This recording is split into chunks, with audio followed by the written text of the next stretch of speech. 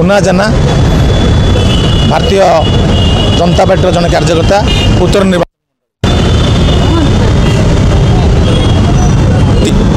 जे पदमर्यादार जो गौरव क्षीर्ण होती कांग्रेस सोनिया गांधी दायी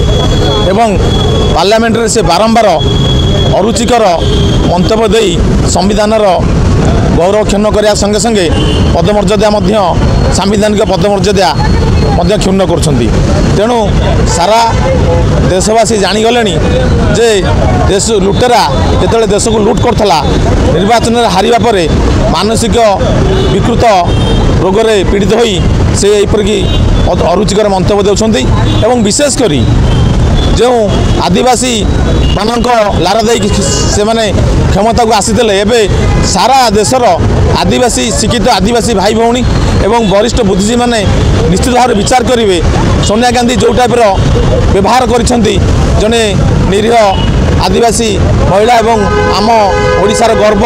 गौरव महामहिम राष्ट्रपति महोदय को तेणु एटा समग्र ओडिशार आदिवासी समाज एवं बुद्धिजीवी वरिष्ठ बुद्धिजीवी माने विचार करंतु एवं निंदा प्रकाश करंतु कारण तांको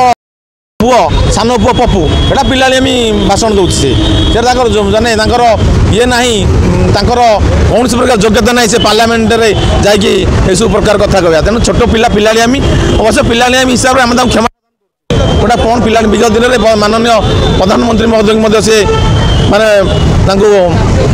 आशालीन माने अरुचिकर मंतव्य प्रदान करते प्रधानमंत्री सांगे पिला खेल करते तेणु आम निंदा करुँ एवं जदि सी तांकर भूल को स्वीकार करी सारा देशवासी पाखरे क्षमा प्रार्थना न करती तेबे आज उत्तर निया जलला समग्र देश में निया जलिब एतिरे तिणे मात्र संदेह नहीं।